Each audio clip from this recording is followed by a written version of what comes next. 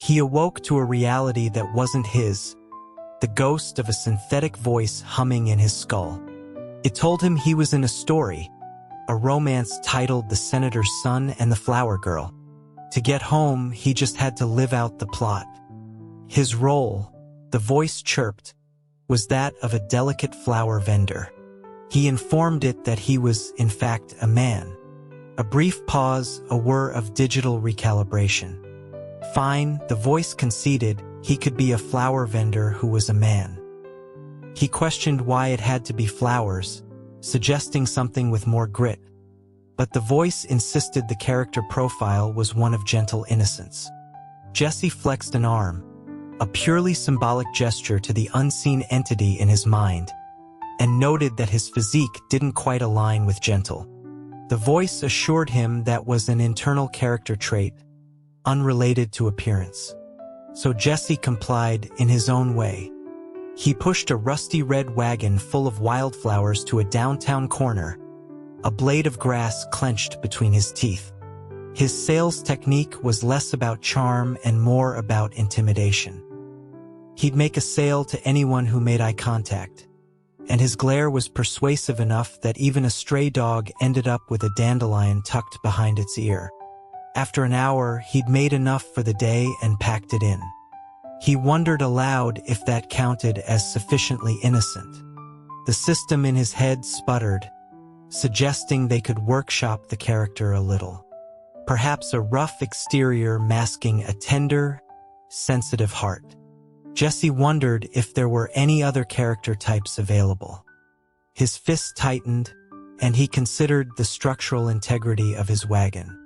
Just then, a hand grabbed his sleeve, yanking him off the street and into a grimy back alley. The system shrieked with excitement in his mind.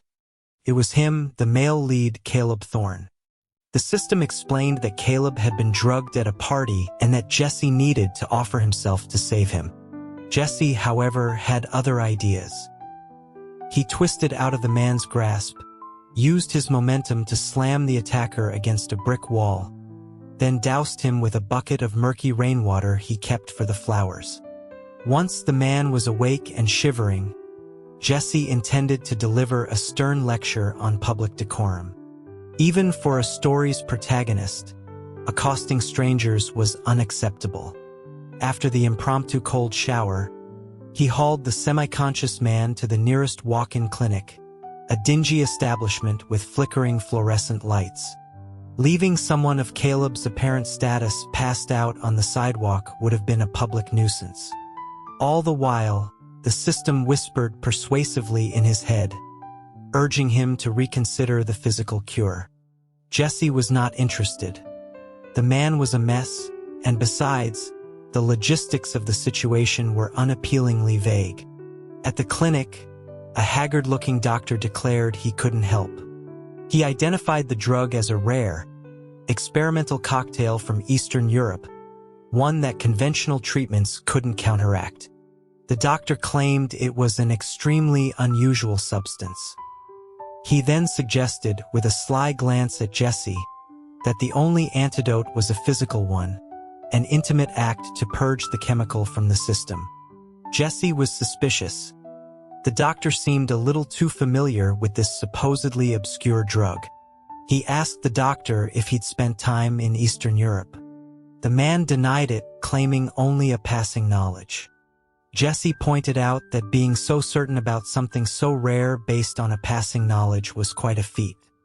He accused the doctor of being a foreign agent and suggested Caleb was his victim. The doctor stammered, denying everything. Jesse announced his intention to call the police. An unknown and dangerous substance was on the streets of their city. It was his civic duty to report it. The doctor quickly backtracked, admitting that perhaps the drug wasn't quite as rare as he'd initially made it seem. And just like that, the protagonist's crisis was averted. With Caleb taken care of, Jesse returned to his apartment, a cramped, water-stained studio that seemed out of place even in the dilapidated building. He was about to go look for a hammer to fix a loose floorboard when the door across the hall creaked open. A woman with carefully applied makeup leaned against the frame. She drawled that Jesse was home early, asking if he'd failed to charm any rich men that day. Jesse stated the obvious fact that he was a man himself. She blinked as if noticing for the first time, then amended her question, asking if he'd failed to charm any women. When he replied that he hadn't yet, and playfully asked if she was available, she let out a small shriek and slammed her door shut. He found her lack of resilience disappointing. The system explained this was also part of the design. The protagonist, Jesse, was destined to be disliked by every female character to make the male lead's eventual love and protection all the more significant. Jesse reminded the system again of his gender. The system insisted it was all the same. He and Caleb were fated to be together. It painted a romantic picture of their journey. Caleb would initially despise him, seeing him as a gold digger. There would be trials, heartbreak, and even a miscarriage, but eventually, love would conquer all. It was a classic enemies to lovers arc, very popular at the moment. The system tried to sell him on the benefits, describing Caleb as the heir to the Thorne political dynasty. Powerful, wealthy, handsome, and physically impressive. Jesse would not be getting a bad deal. Jesse listened patiently before asking how a man with a title to inherit was supposed to produce an heir if he ended up in a lifelong partnership with another man. The system went silent. The next day, Jesse skipped his flower-selling duties. He had a new plan. He went to a sketchy real estate office and met with a broker. He wanted to sell the lease on his apartment. He pitched it as a prime downtown location, a fixer-upper with fantastic potential for renovation, a blank canvas. The system wailed in his mind, but the broker seemed intrigued and agreed to see the place immediately. As they approached Jesse Street, their path was blocked by a sleek black town car and several men in dark suits. The car's tinted window lowered. Caleb Thorne looked down at him. He acknowledged that Jesse had saved him. His timing, however, was terrible. Jesse clapped the broker on the shoulder, pointing out the car. He explained that he and Caleb Thorne of the Thorns were close associates, so the broker could trust that any deal with Jesse was a solid one. The broker nodded enthusiastically and agreed to reschedule, not wanting to interrupt their reunion. But Caleb was impatient. His expression darkened as he watched Jesse say goodbye to the broker.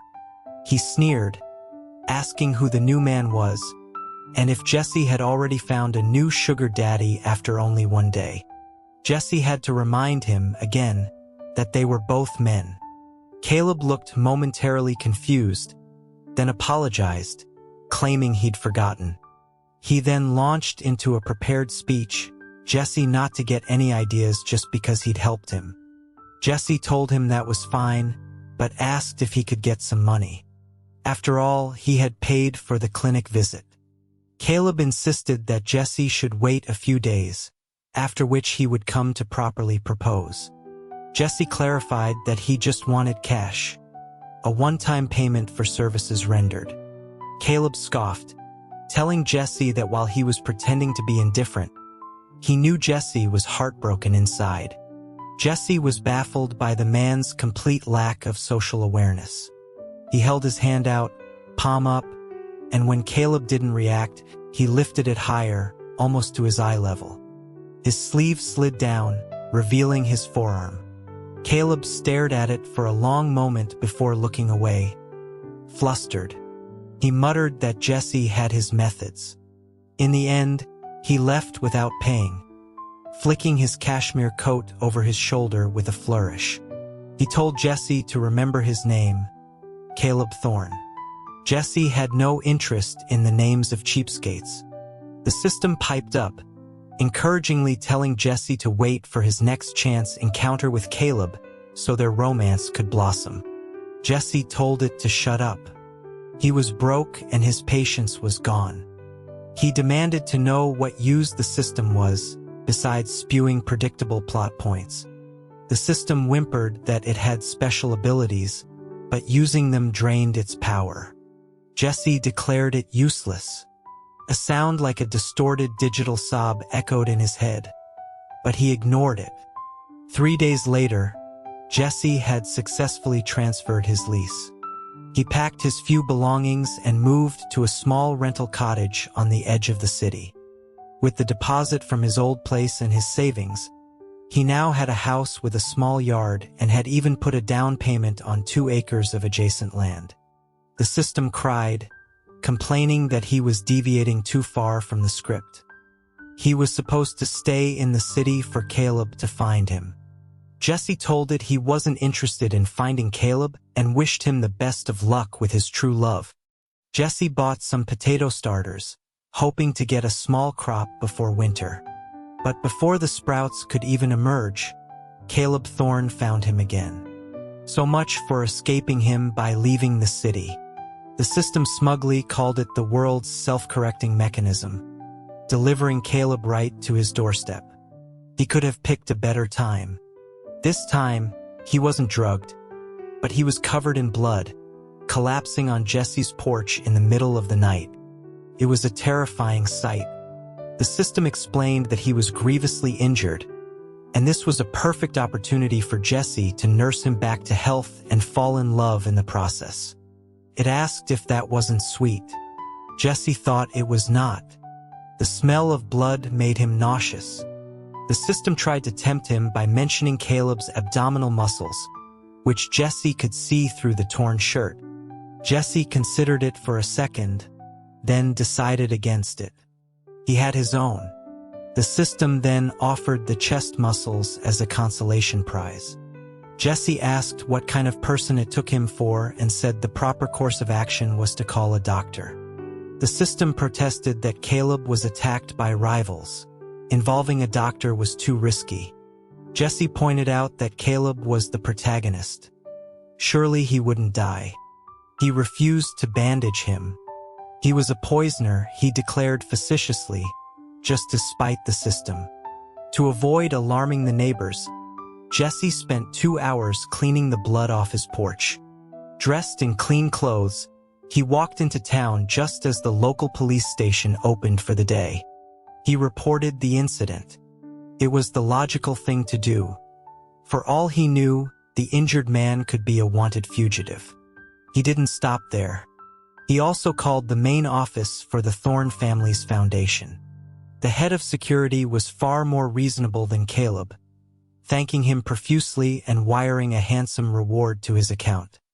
The money was more than enough to see him through the winter, with plenty left over to buy another acre of land in the spring. The system finally gave up arguing with him, seemingly resigned to a quiet life of farming in the novel's background. But it was a temporary peace. 10 days later, Caleb Thorne, fully recovered, rode up to his cottage on a magnificent black horse. The healing power of a protagonist was truly something to behold. He announced that Jesse had saved him yet again. He seemed more composed this time, so Jesse responded politely, stating that reporting a potential crime was every citizen's duty. Caleb looked at him, a faint blush coloring his cheeks, and confessed that he found Jesse's cleverness and unique character admirable. He then offered Jesse a position by his side. Jesse asked practical questions about salary, vacation days, and whether room and board were included. Caleb was aghast at his vulgar preoccupation with money. Jesse's flicker of interest died. While Caleb lectured him, Jesse complained to the system about the male lead's detachment from reality. A working-class person had to ask about compensation. The system insisted this was a moment for ideals, not practicalities. Jesse's ideal was a life free from financial worry. He cut off Caleb's rambling admonishment. He pointed out that Caleb's family worked in government for the people. Yet, people like Jesse still struggled to make ends meet. He asked Caleb if he was doing his job properly. He grilled him about the economy, tax policies, and abuses of power. Caleb stammered that his work was in the State Department, dealing with diplomacy and protocol. Jesse scoffed, saying that was no excuse. He accused Caleb of being an out-of-touch bureaucrat, ignoring the struggles of ordinary people while posturing as a gentleman. He asked if he'd ever considered the worries of the world beyond his own privileged circle. Caleb tried to interject, but Jesse was relentless.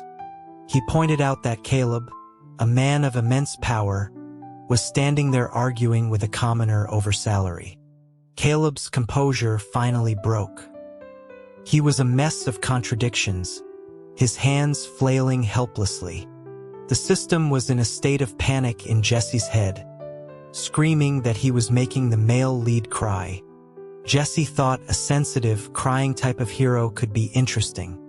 Just as he was about to press his advantage, Caleb let out a choked sob. He really was crying. That was awkward. Through his tears, he tried to explain that the State Department couldn't just interfere in domestic affairs. They'd be censured for overstepping their authority. He confessed that Jesse was right, that he felt useless and hated his job. His passion had always been the military, but his father had insisted there was no future in it during peacetime.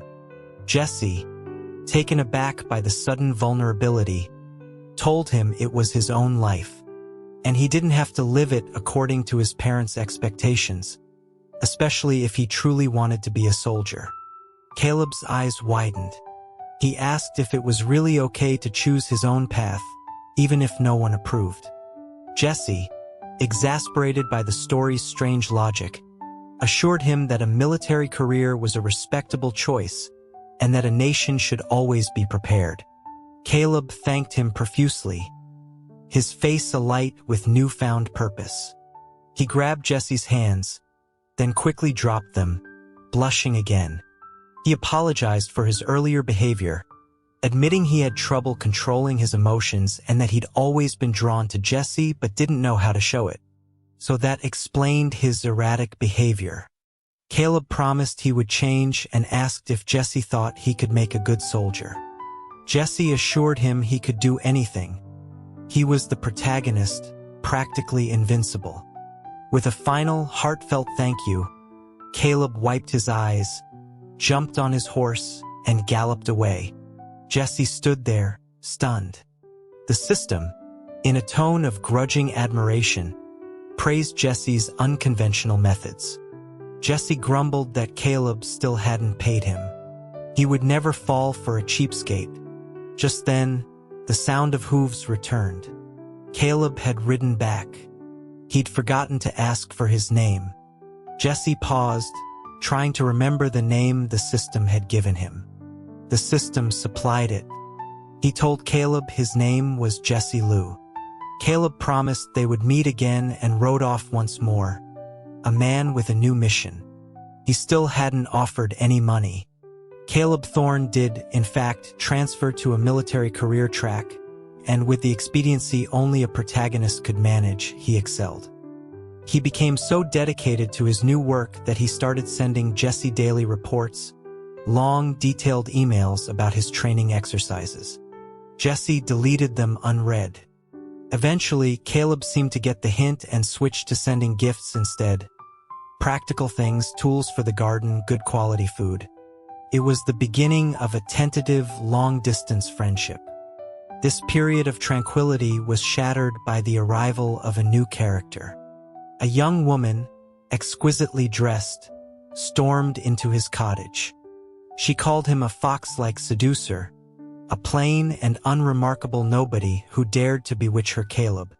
Behind her, a retinue of assistants looked on like a jury of angry poodles. The woman announced that she and Caleb were childhood sweethearts, destined to be married.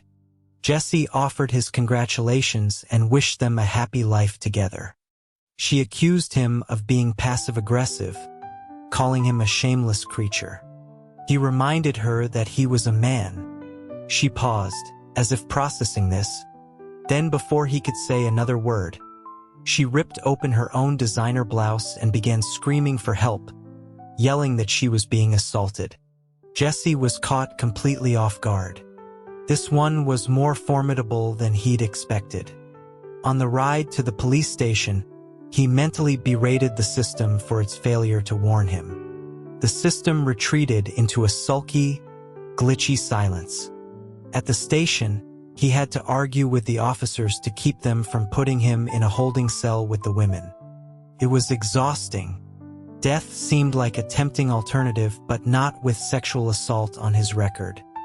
Fortunately, Caleb Thorne arrived the next day, protagonist powers in full force.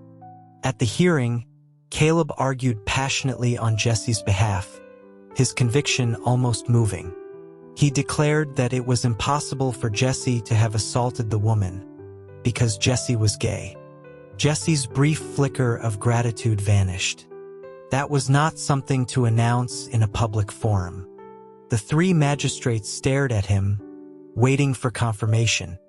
After a moment of internal struggle, Jesse gave up. He confirmed that he was and told them to proceed. When in Rome, thanks to Caleb's dramatic testimony, the charges were dropped. He was free to go, but now the whole city probably knew about his sexual orientation. He didn't care much about labels, but he cared deeply about his privacy being violated. On the way home, he very calmly and very firmly told Caleb that their association was over. Caleb looked wounded, asking what he'd done wrong. Jesse's anger, which he had been suppressing, finally boiled over. He asked Caleb if he found him amusing, a little project, a poor, struggling commoner so different from his usual blue-blooded companions. He accused him of treating him not as a person, but as a pet, something exotic to be tamed and kept. Caleb denied it, insisting he'd never thought of him that way. He said he knew he wasn't perfect, but he was trying to be better, that Jesse had inspired him to change his entire life. Jesse cut him off, stating that regardless of his intentions, Caleb was at least half responsible for him ending up in jail. He hadn't managed his childhood friend, and his carelessness had consequences. Caleb was speechless. His eyes filled with tears, which began to fall one by one in a surprisingly cinematic fashion. He whispered that he was trying so hard to change and begged Jesse for more time, pleaded with him not to give up on him. Jesse, distracted, found himself counting the teardrops. Caleb noticed and snapped at him, asking what he was doing. Jesse told him, with unnerving honesty, that his crying was very aesthetically pleasing, then asked him to repeat what he just said. That broke the spell. Caleb, indignant, drew himself up and told Jesse not to mock him, that he was a thorn and not to be trifled with. He stomped his foot, turned, and started to storm away. He only made it a few steps before stopping and turning back, his face a mess of conflicting emotions. He apologized for losing his temper and pulling rank, but insisted that Jesse was still being cruel. Then he turned again and ran. Jesse watched the nearly 6'4" man flee in tears and had a disturbing thought. It was kind of cute. The system, sensing his thoughts, chirped that it knew he had a thing for sensitive men. Jesse told it to shut up. He then asked the system to remind him of the original plot.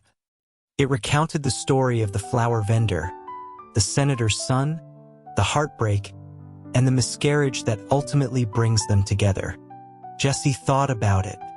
Caleb's injury after being attacked by rivals could count as physical suffering. This latest public humiliation and emotional breakdown certainly counted as heartbreak. He looked at Caleb's retreating figure and had a dark thought about where the plot might go next. His speculation was wrong. The story was a straightforward, if dated, romance with no supernatural twists. The miscarriage plotline belonged to Caleb's childhood friend, Madison. A few weeks after their fight, Jesse received an engraved wedding invitation, delivered by one of Madison's scowling assistants. She informed him that he was lucky to be invited to witness her lady's marriage to Mr.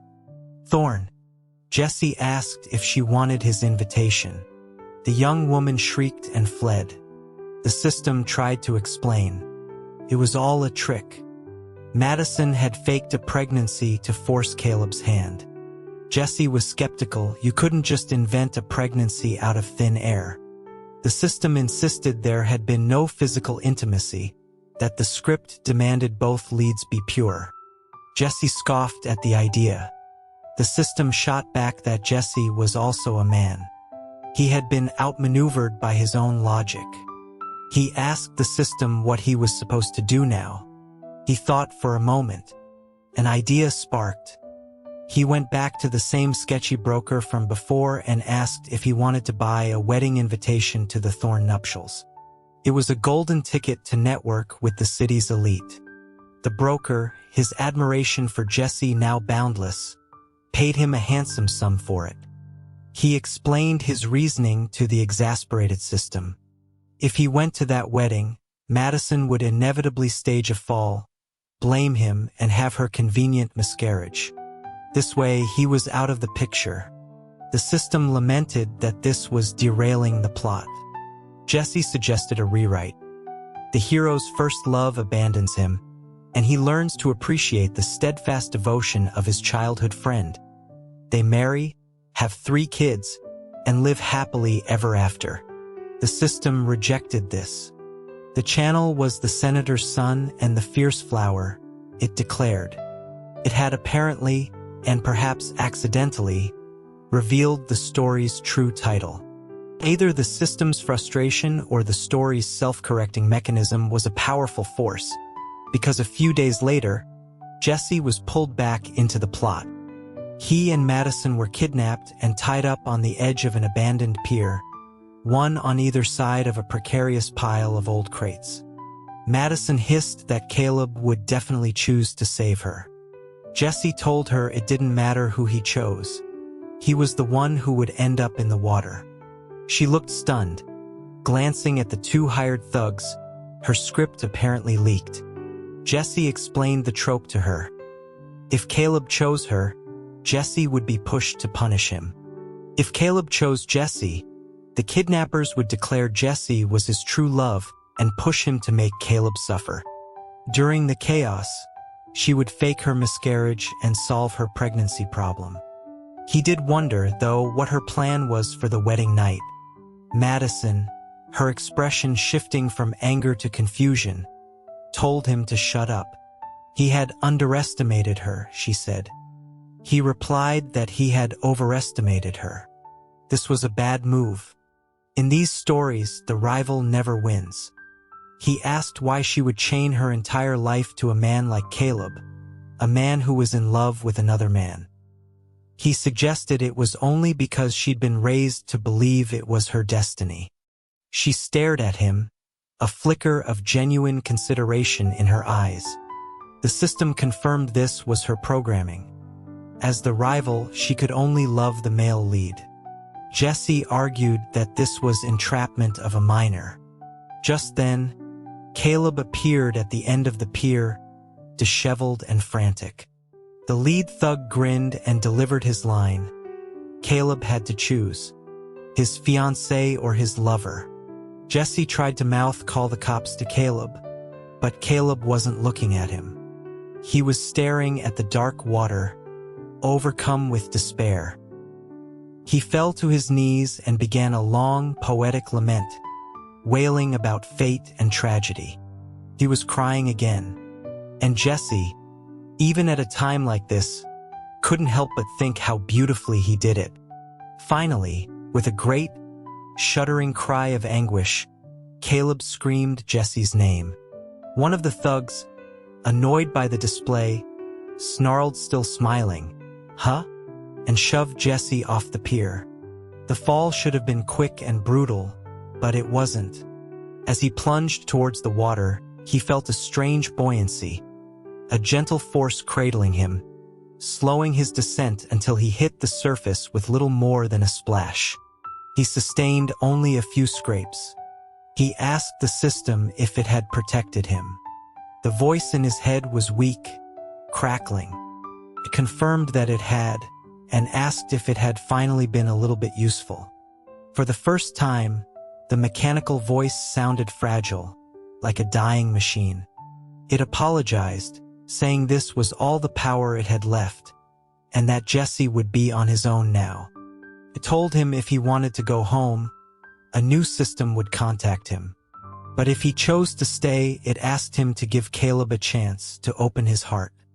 Jesse, genuinely alarmed, promised he would. He told the system not to leave him, that they would finish the mission together. A final, faint thank you whispered through his mind, followed by a soft beep that faded into silence. Jesse floated in the cold water. Was the system really gone? He felt a surge of freedom. He was his own man. A crackle of static erupted in his head, followed by a distorted, indignant voice accusing him of being a big liar. Jesse retorted that the system wasn't much better, pulling a cheap deathbed scene on him. When Caleb and the police divers pulled him from the water, he and the glitchy, recovering system had been arguing for what felt like hours. Caleb threw his arms around him, holding him so tight he could barely breathe. The man was a mess, but he was crying, so Jesse found himself patting his back comfortingly. Through his sobs, Caleb explained that he had called the police beforehand. His dramatic performance was just a ruse to distract the kidnappers while the officers got into position. It was a good performance, Jesse conceded, but asked him never to do it again. Caleb confessed that he'd gotten carried away at the end, wanting to declare his feelings, a move that had nearly gotten Jesse killed. Jesse, feeling the warmth of the man's embrace, tentatively hugged him back. He felt solid.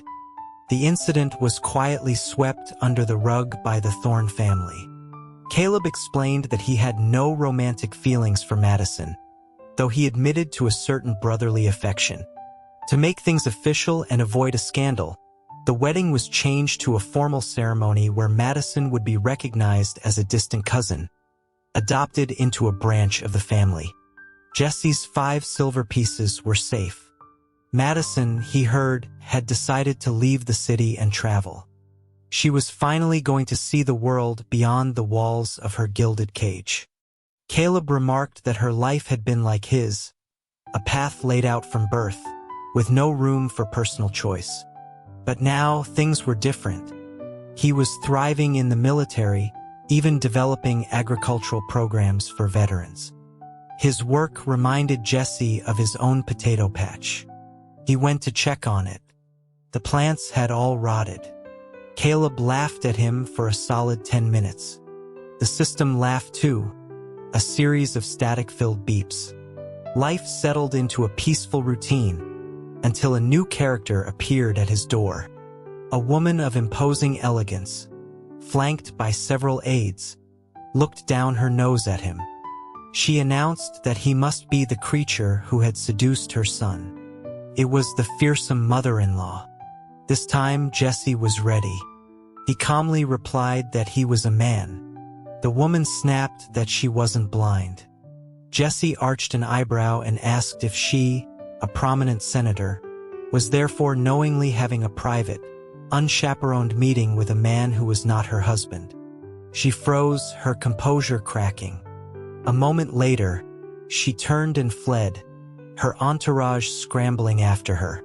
Jesse watched them go, a small smile on his face. She was just as fragile as her son. He could handle this family.